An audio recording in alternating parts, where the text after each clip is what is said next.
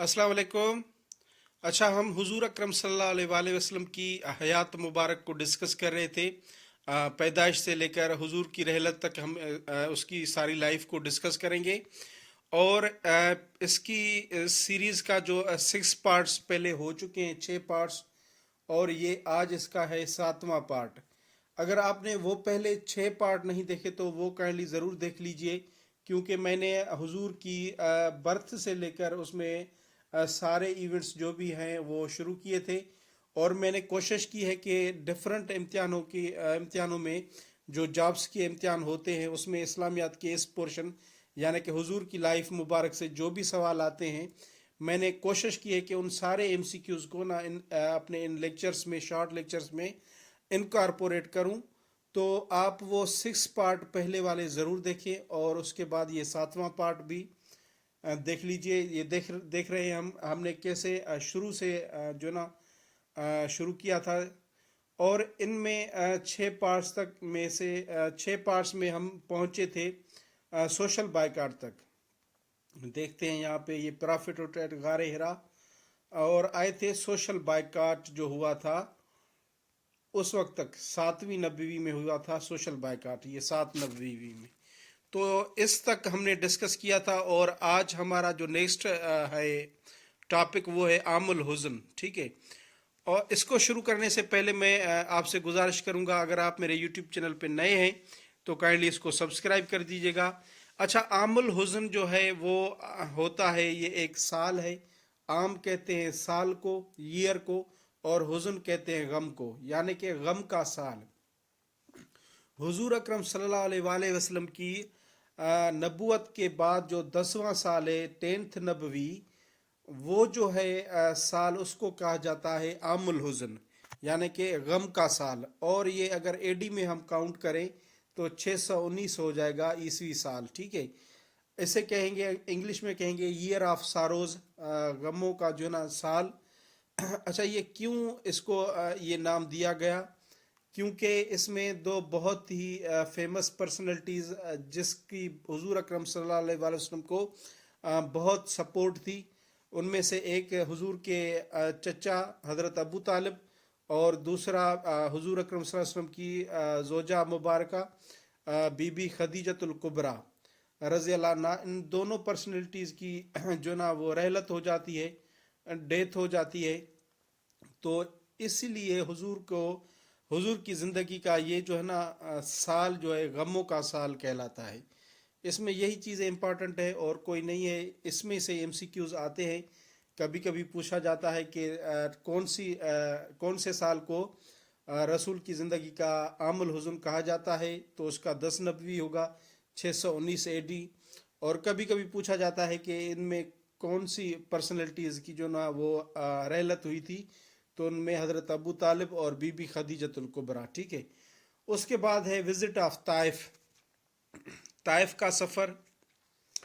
अच्छा, ये जो 10th नबवी में ख़त्म हुआ था सोशल बाइकाट। ठीक है। तो उसके बाद फिर रसूल खुदा ने सोचा 10th नबवी में ही कि ताइफ जाऊं और वहाँ के लोगों को, जहाँ पे वो एक ट्राइब है, वो एक बहुत बड़ा बहादुर ट्राइब था, रहता था, उसको इस्लाम की दावत दूं। हो सकता है वो इस्लाम को कबूल करें और मुसलमान बन जाएं। तो 10th नबवी में हुजूर अकरम सल्लल्लाहु अलैहि वसल्लम मक्के से निकलते हैं ताइफ की तरफ। अच्छा, ये साउथ वेस्ट में है मक्का से ताइफ, और 70 माइल्स, अप्रॉक्सीमेटली 70 माइल्स जो है ना वो मक्का से दूर है। तो वहाँ पे जो ट्राइब था वो था बनु सकीफ, सकीफ, और ये TH से लिखा जाता है मोस्टली थकीफ। बनु सकीफ ट्राइब को हुजूर अकरम सल्लल्लाहु अलैहि वसल्लम जो ना वो तबलीग के लिए गए, to convey the message of Allah to Banu Thaqif tribe. ठीक है। अच्छा, इस सफ़र में हुजूर अकरम सल्लल्लाहु अलैहि वसल्लम के साथ उनका आज़ाद किया हुआ गुलाम हज़रत ज़ैद बिन हारिस भी साथ थे। ठीक है, ये नोट कर लीजिएगा, बहुत इंपॉर्टेंट ये है, पॉइंट है कि ताइफ के सफ़र में हुजूर अकरम सल्लल्लाहु अलैहि वसल्लम के साथ हज़रत ज़ैद बिन हारिस भी थे। ठीक है। वहाँ पे जो बनु सकीफ है, उनकी 3 जो ना फेमस पर्सनैलिटीज़ थी जो कि बहुत बहादुर थे, ये सरदार थे। ان میں ایک عبد الیالیل، دوسرا مسعود، تیسرا حبیب، یہ تینوں برادرز تھے اور یہ تینوں سردار تھے۔ حضور نے سوچا کہ ان کو اسلام کی جو ہے نا وہ دعوت دوں، لیکن ان میں سے کسی نے بھی اسلام کو قبول نہیں کیا، اور بچوں کو کہا کہ مطلب ان کو پتھر دے کے نا وہ راستے پہ بھیجا، اور نعوذ باللہ کہا کہ یہ ایک جنونی ہے، آپ ان پہ پتھر برسائیں۔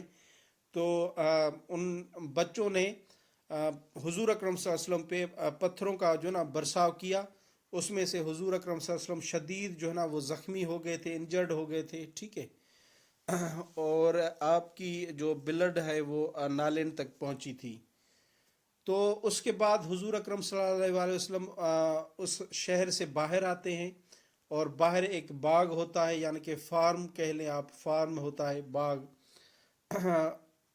طائف کے باہر، ٹھیک ہے، طائف کے باہر ایک باغ ہوتا ہے، وہاں پہ آ کے رکتے ہیں تھوڑی دیر کے لیے۔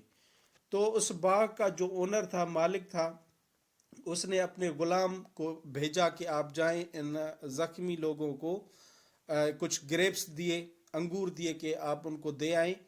اچھا، اس کا نام کیا تھا جو اس اونر نے، مالک نے بھیجا؟ اس کا نام تھا عداس۔ یہ عداس آیا حضور اکرم صلی اللہ علیہ وسلم کے پاس، گریپس انگور وغیرہ پیش کیے، اور یہ ایک عیسائی تھا، کرسچن تھا۔ تو حضور اکرم صلی اللہ علیہ وسلم نے اس بندے کو، عداس کو، اسلام کی دعوت دی، اور اس نے اسلام قبول کیا اور مسلمان ہو گیا، ٹھیک ہے۔ اس کے بعد آتے ہیں حضرت جبرائیل بھی آتا ہے اور کہتا ہے کہ انہوں نے آپ کو جو ہے نا وہ زخمی کیا ہے، تو آپ اجازت دیں تو میں اس کو شہر کو ہی تباہ کر دوں۔ تو حضور اکرم صلی اللہ علیہ وسلم نے منع کیا۔ اچھا، ایک بار حضور سے بی بی عائشہ نے پوچھا کہ جنگ احد کے بعد سب سے زیادہ تکلیف دہ واقعہ آپ کی زندگی کا کون سا ہے، جس میں آپ کو سب سے زیادہ تکلیف آئی ہو؟ تو حضور نے یہ طائف کے سفر والا جو واقعہ ہے وہ بتایا کہ یہ میری زندگی کا سب سے تکلیف دہ واقعہ تھا جنگ احد کے بعد۔ اچھا، اس کے بعد آتا ہے معراج النبی صلی اللہ علیہ وآلہ وسلم۔ یہ 27 رجب کو ہوئی معراج، اور 10th نبوی، یہ کون سی ہے؟ 10th نبوی میں ہوا تھا۔ اب یہ سندھی ٹیکسٹ بک بورڈ میں لکھا ہے 12th نبوی، لیکن موسٹلی ہر کسی انٹرنیٹ پہ جو آنسر مل رہا ہے وہ 10th نبوی ہے۔ ایم سی کیوز میں بھی ہمیں جو ہے نا 10th نبوی کو ٹک کرنا ہوگا۔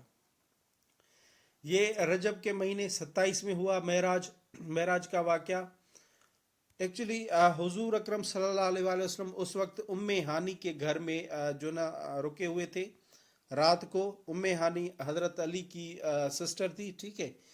ام ہانی کے گھر میں رکے ہوئے تھے، اور وہاں پہ حضرت جبرائیل آیا اور حضور کو جو ہے نا معراج کے لیے وہاں سے لے گئے، اور جب واپس آئے تھے تو پہلے حضور اکرم صلی اللہ علیہ وسلم نے معراج کا واقعہ بھی ام ہانی کو ہی جو ہے نا بتایا تھا۔ تو یہ holy prophet first narrated the event of Miraj to Umm Hani ہو جائے گا اس کا آنسر، ٹھیک ہے۔ اب اس میں جو سفر ہوتا ہے اس کا دو پارٹس ہیں سفر کے۔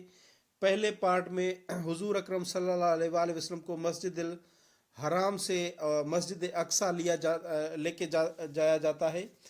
یہ مسجد اقصیٰ فلسطین میں ہے، ٹھیک ہے، فلسطین میں۔ تو اس سفر کو، یعنی کہ مکہ سے مسجد الحرام سے لے کر مسجد الاقصیٰ تک، یہ جو سفر کیا معراج کے لیے حضور اکرم صلی اللہ علیہ وسلم نے، اس سفر کو کہا جاتا ہے اسراء۔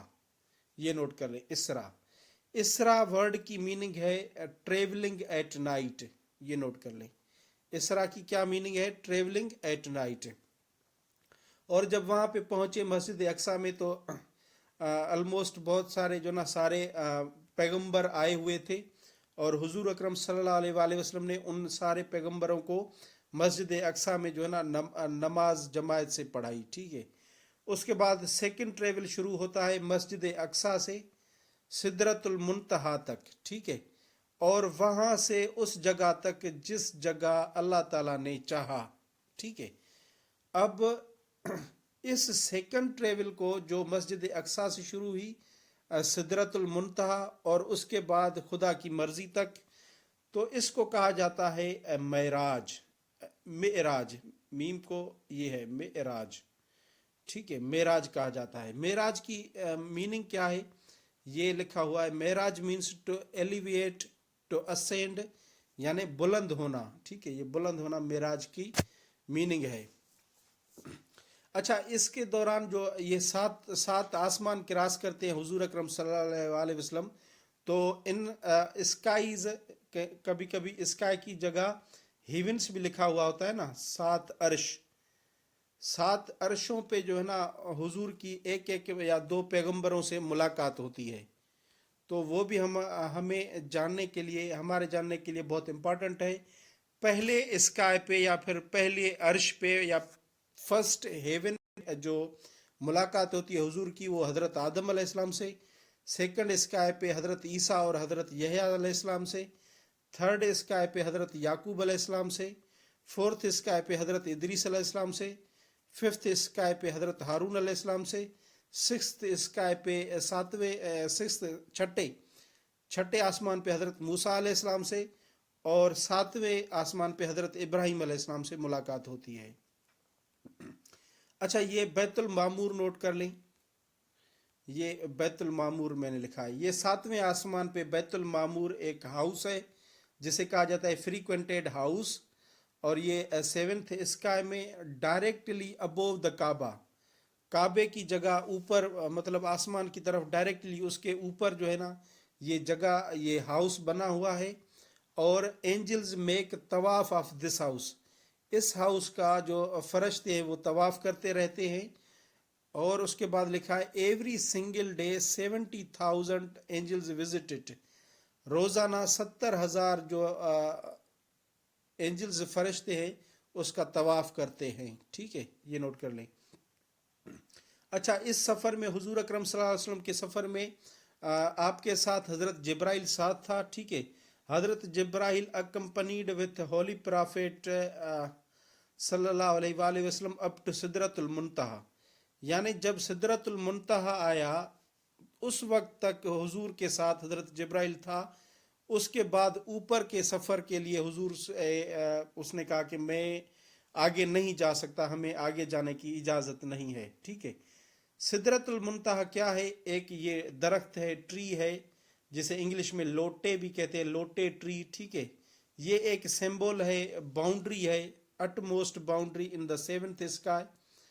یہ ایک 7ویں آسمان سے اور اوپر کے جہان سے یہ ایک باؤنڈری ہے یہاں پہ جو درخت ہے. ٹھیک ہے، where the knowledge of angels and, اور اسی حد تک جو نا فرشتوں کی نالج بھی ہوتی ہے، اس کے اوپر جو نا ان کو بھی اختیار نہیں ہے، کوئی نالج نہیں ہے ان کو بھی. اچھا، جب حضور کی خدا سے ہم کلام ہوئے، خدا نے اپنی نشانیاں دکھائیں، تو اس میں یہ معراج میں حضور اکرم صلی اللہ علیہ وسلم کو 5 وقت نماز گفٹ دی گئی. اور یہ یوں کہہ لیں کہ 5 وقت نماز جو واجب ہوئی یہ 10 نبوی میں ہوئی، فرض ہوئی مسلم امہ پہ. اور event of Meraj mentioned in سورہ بنی اسرائیل، یہ معراج کا واقعہ جو قرآن مجید کی کون سی سورہ میں بیان ہے؟ سورہ بنی اسرائیل. اچھا، سورہ نجم میں بھی اس کا ذکر ہے، یہ بھی نوٹ کر لیں. اس کے بعد اینیمل یوزڈ ڈیورنگ معراج براق، حضور اکرم صلی اللہ علیہ وسلم نے جس اینیمل پہ یہ سفر کیا تھا اس کا نام ہے براق. یہ اینیمل وائٹ کلر کا تھا. ٹھیک ہے، اس کے بعد لکھا ہوا ہے حضرت ابو بکر گاٹ دا ٹائٹل آف صدیق. اچھا، جب حضور اکرم صلی اللہ علیہ وسلم واپس آئے تھے اور یہ بتایا کہ میں نے معراج کے رات معراج کیا، تو بہت سارے لوگ جو ہے نا مکے کے ابو لہب جیسے تو وہ ٹھٹھولنے لگے اور طرح طرح کی باتیں بنانے لگے. تو جب یہ بات حضرت ابو بکر کو پتہ چلی کہ لوگ ایسے کہہ رہے ہیں، اور لوگوں نے پوچھا کہ کیا آپ جانتے ہیں کہ یہ رسول خدا جو بول رہے ہیں سچ بول رہے ہیں؟ تو حضرت ابو بکر نے کہا تھا کہ حضور اکرم صلی اللہ علیہ وسلم نے اگر ایسا کہا ہے تو یقیناً وہ سچی ہے، کیونکہ اس نے کبھی جھوٹ نہیں بولا. تو اس کے بعد، اس بات کے بعد حضرت ابو بکر کو جو ٹائٹل دیا گیا وہ صدیق کا دیا گیا. ٹھیک ہے، تو یہ تھا آج کا لیکچر. انشاءاللہ اس سے آگے ہم اپنے جو ہے نا نیکسٹ پارٹ میں کنٹینیو کریں گے. Thank you so much for watching this video. اللہ حافظ.